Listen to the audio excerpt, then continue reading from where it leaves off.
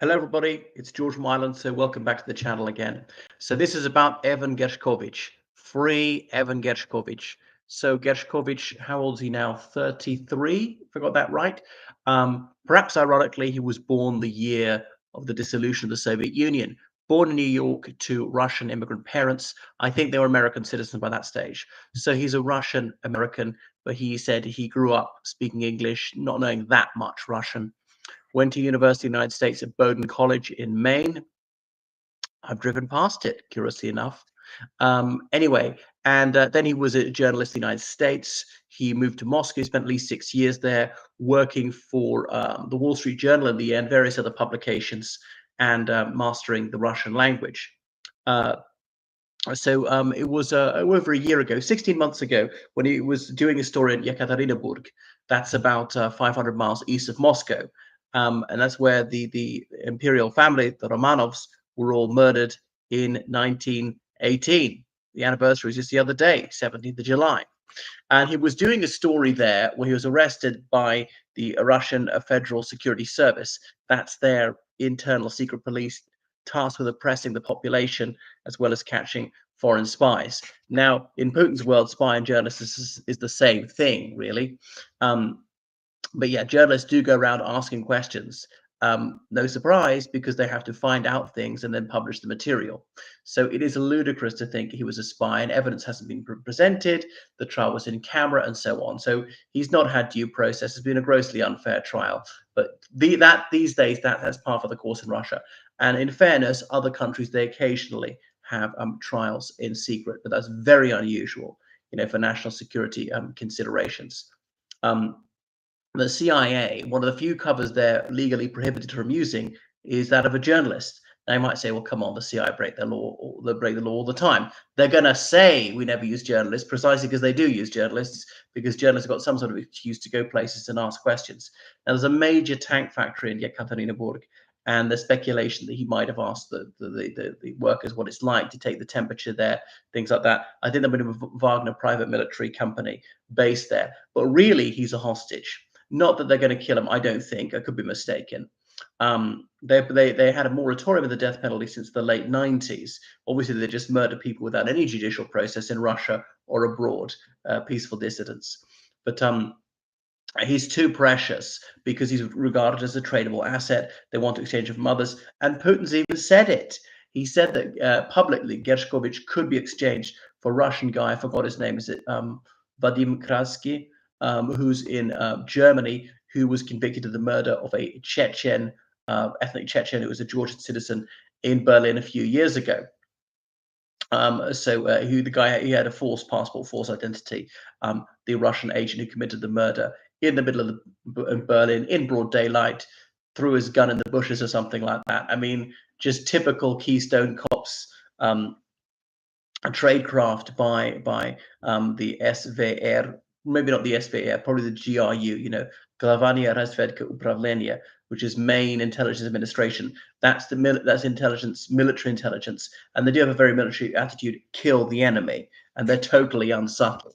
The SVR, Служба внешней разведки, that's external intelligence service. They are the gentlemen of the espionage world in Russia. They tend to be much more cerebral, much more discreet. It's about gathering information, about manipulating opinion, things like that. Is not about killing people. The SVR, they seldom engage in wet operations, and they really try not to get caught. So they want him released. Now, Putin seems to have missed that small bit about Germany not being a state of the USA, that even if the United States says, fine, that guy should be freed, it's not up to them, it's up to the Germans. And I very much don't think the Germans are going to play ball in this one. And I don't think there's an indication that the Americans are. But there may be somebody else could be released. Now, the Americans, because they do release people in exchange to getting their citizens freed, they've actually made it more likely they're going to get arrested abroad in Russia. That Brittany Griner, who has some medical cannabis, she pleaded guilty, and her sentence was reduced from 10 years to 9.5. But she was set free in exchange for, I forget the guy's name. The Lord of War film was based on him. That huge scale arms dealer, Victor Bout, and others. So Anyway, Evan Gershkovich has been sentenced to 16 years in a penal colony. Conditions will be harsh. So Western countries should ban their people from traveling to Russia. Say, and if you go, you're going to get something like a $10,000 fine. That's what the United States does for its people traveling to Cuba, unless they got some sort of exemption, like they're going on some medical tour or as a diplomat or whatever, some sort of cultural tour.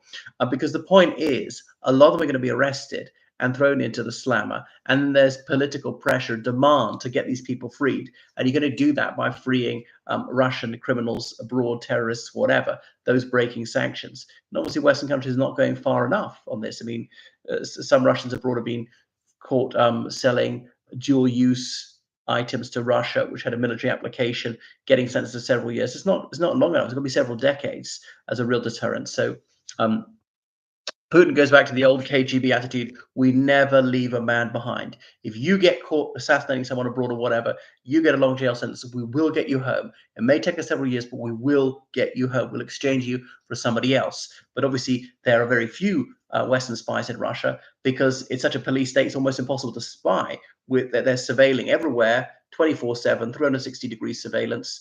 You've never seen so many police in Russia as you have there. And obviously, proportionally, their intelligence services are enormous, which is very expensive. Per capita, about 10 times what you get in a Western country. Now, most of that is they sort of waste their resources oppressing people because someone has is drying a blue towel on a yellow towel on the balcony. They think it's a reference to the Ukrainian flag or something, or policing, Facebook. Someone says, "Oh, I don't trust Putin." Oh, that's a crime. That's spreading disharmony, insulting the president. But anyway, to prevent Russia having these people whom they can try and trade, we should prevent our people going to Russia and or indeed Belarus. I know a British guy who was back and forth several times since the war started. I said, "Man, you're crazy." Calling him aside at the airport, the FSB, questioning for hours, getting the password to his phone and to his laptop and going through it, seeing a search history. Fortunately, this guy is not too bright and indeed has no curiosity when it comes to geopolitics. So he doesn't have what they would consider a suspicious search history. Um, Anyway, it's all very dispiriting. Gershkovich is going to have bad conditions. And there was that US Marine who was caught in Vladivostok in the Russian Far East, but lured there by his Russian girlfriend. It may well have been a honey trap thing. He was serving in South Korea and then allegedly committed some minor crime, slapped somebody or something like that. And again, they've just come down like a ton of bricks simply because they could trade him for someone they want released abroad, or say, you're going to have to cut off weapon supplies, money to Ukraine, or your people don't get out, and so on. So it's always completely cynical. Is it completely misusing the justice system? I mean, it's a complete total system of injustice. You've never seen such flagrant fraudulence when it comes to these trials. So free Evan Gershkovich. And part of me says, come on your head be it. You know this is a very risky thing to do. I wouldn't do it. You're causing a massive problem for your country, so don't do it. Yeah, you're jeopardizing your liberty for decades. Don't go there. I would like to go there. I'm scared by the very idea of going there. Not that I've got anything to hide. And journalists in some ways would make terrible spies because they're out in public. You know who they are. They're very easy to follow. They're going to be so suspected. The spies they really want are people inside the Russian military or Wagner or inside the SVR or whatever, who have access to information that a foreigner is not going to get, who's going to stand out like a sore thumb. Anyway, thank you for watching my channel. Make sure you subscribe on Patreon, donate to PayPal, georgecallahan79@gmail.com. Goodbye.